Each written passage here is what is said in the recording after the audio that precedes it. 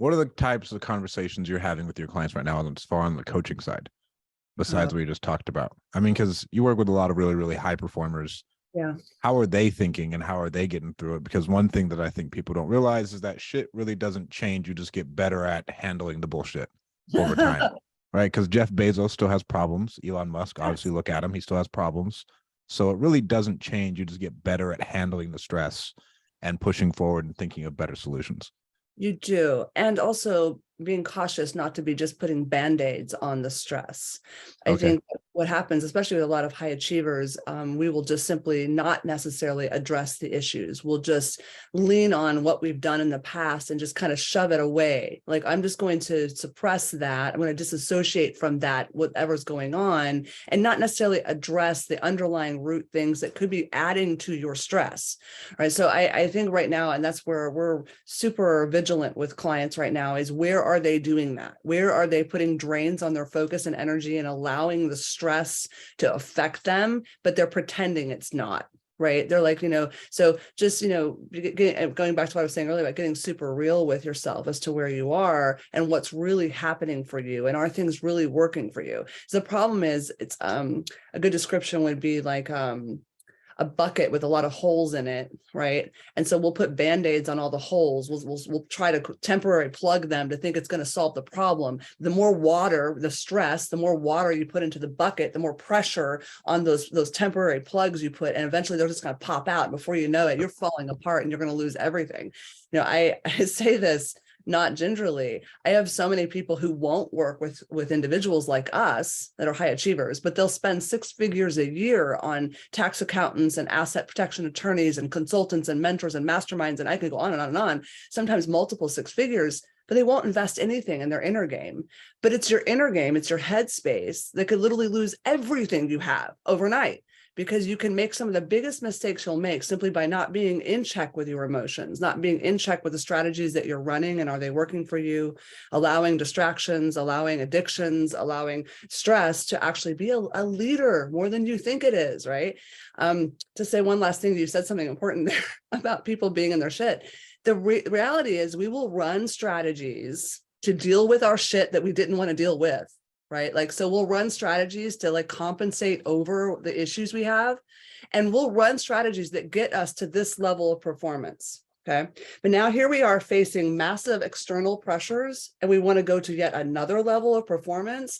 Well, let me tell you what got you to here is exactly what will keep you from going to here. Like, it's 100% going to work against you, because this might have worked as a compensatory thing for a while, but like the holes in the bucket, man, it's just going to like, so you have to address the things that you haven't wanted to address before. It's time to tighten up the ship in every way, not just tighten up your, getting lean on your profit and loss. This is about time to tighten up what you're doing, how you're showing up to the world. I think is super, super important right now. What are some issues most people don't address that you see in high achievers? That, like, they should like fix in those like all those holes.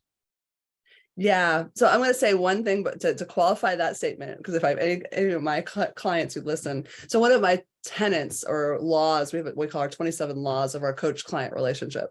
And one of them is that there's no right or wrong. There's what's right for you. Now, this is super, super important, because one guy and another guy could have the same issue and it absolutely works for this guy, but it's working against this guy, right? So for everybody listening, right, it's not about fixing you. It's about you doing the work to really get deep and decide if what's going on with you is working for you or not. And what I mean by working for you, meaning that it's putting you first, it's strengthening you, it's empowering you, it's moving the needle towards the results that you want, right? If it's not, then it might not be working for you. So let's do the work. High achievers, man, perfectionitis comes with almost every high achiever, some level of, control, wanting to have everything be a certain way, hell or high water. And I'm not saying that that's a bad thing, right? And also it can keep somebody super tied to not being expansive in their thought, not putting other people in place, not leveraging where they should or could. That's something very, very common. I think another thing is not necessarily being vulnerable. I think there's a real level of growth that comes within life to get to a place where you go from being a high achiever who just wants to win at whatever it costs, and being the high achiever who wants to win and create a win for others, and being willing to open up and be brave and vulnerable to do that. There's a level of growth difference between the two, right? And I can tell when someone walks in my office immediately, where are they at? Are they in the win at whatever it costs, meaning their own health, other people, whatever, they don't care?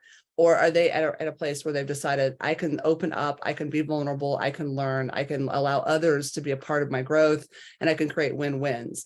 That's something you'll see depending on someone's level of experience and growth. And I could go on, but I think high achievers, let me add one more. This is super important. Sorry. High achievers don't celebrate their achievements enough. They 100% don't. I see this all the time, because let's do the simple, silly example. Let's say somebody starts a program and they want to have 1,000 subscribers. So their goal milestone number 1 is 100 subscribers. They'll hit 100 subscribers. And instead of saying, damn, that's great, we hit 100 subscribers, they'll be like, okay, next, where's 101? Let's get it. Come on. Yeah. They don't even stop for a minute to be like, we did it. We got to 100 subscribers, and look at all the data and research we collected in the process. And look how awesome this is, right? They don't celebrate. So high achievers sometimes need to slow down to go faster. And high achievers won't. They'll keep speeding up and speeding up and speeding up and speeding up. Like they'll just put the cocaine on the table. Let's go. Let's go. Like they don't tend to just slow down to speed up. And part of the slow down is to celebrate where you got to get you to where you're going, because the win is in the process. The win is not the result. And high achievers are always chasing that result at such a level that they forget where all the wins really are. I love that. So issues with people being those perfectionists, what is something how do you get them over that? Because I think as you scale, like you have to. So what are you doing to help those people with that? You have to walk them through a lot of exercises to let go. How can they let go, right? How can they find within themselves the belief system that someone else could potentially do something better than them, right? Getting them super viscerally attached to the direction, the destination that they're headed to, right? Because the more you are really connected to where you're going, the less you have to control the process, if that makes sense, right? Mm-hmm. Because otherwise we don't tend to back off and be like, okay, the overall mission is so important to me. I'm excited to have an army of people or other tools or the resources, or just letting myself back off on things being right. And that's really, it's honestly a process. It's not an overnight thing. I can't just snap my fingers and be like, use a little hypnosis and somebody goes from being a perfectionist to not, right? We're going to have to do the work to address each thing. Are you in your own way? Are you holding on to this so tightly that you're not moving yourself forward, right? Are you unwilling to try the process to learn the data that's going to move the needle, or are you just putting it off? Oftentimes it's fear. Right? They're afraid of the result. They're afraid of their own success. They're afraid of if it's really what they really want or not. They're in conflict as to the project at all. And so they'll use perfectionitis as an excuse. Well, I can't put that program or campaign out there because it's not right. It's not right. It's not right. Sometimes it's simply they don't believe in it. They don't really want it.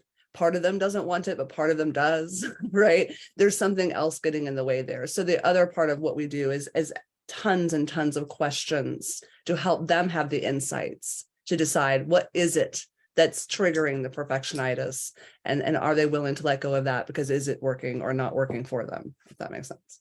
So. That makes a ton of sense. No, on my end, so we flew out Pace and Jamel this weekend. Oh, I love them. Right. And I haven't talked to them in person, I don't think, in 3 years. Oh, and cool. So we flew them out 3 years ago, right before they really started to blow up. Mm-hmm. And I was like, Jamel, what's been the biggest difference? Like, and what's been the biggest thing? Is like, well, just nothing else has changed, but the mindset has to keep growing. I've had to learn no other skills besides that in order to actually keep pushing. And yes. Keighley's gotten amazing. They're valued it so much. What Pace has done with education and after flipping has grown it insane. And they're both honestly, nothing else has really changed besides the mindset. Yeah, absolutely. And that's where they've seen their most exponential growth. Right. You can look at stories of athletes that learned how to be super grateful for their experience to be able to be even at the level they are as a top performing athlete. and start celebrating all the achievements since they were a little kid, usually, right? All the way up until that moment where they're going for the gold medal or they're going for the World Cup or whatever it is that's happening for them. There's a difference between the athletes who are super focused on on the two things: one, all the achievements that got me there, and two, how grateful I am to be there as their leader, as their leading mindset. And they will excel at that sport and win and beat the odds and create world records faster than the people who, on that flip side, right, are just stressing about winning. Right. And one of the things that I can tell about Pace and Jamil and a lot of people who are in their position is that they are super grateful for the journey. I mean, be grateful. You can feel it from exude it, right? And they're super, super proud of every step it took to get where they are, right? So, you know, everybody listening, you know, if you just practice those two things, right? Those two things. People say to me, are you a mindset coach? I'm like, absolutely not. I'm not a mindset coach. I'm not a life coach. Because here's the thing, mindset and life issues are lagging indicators of something much, much deeper.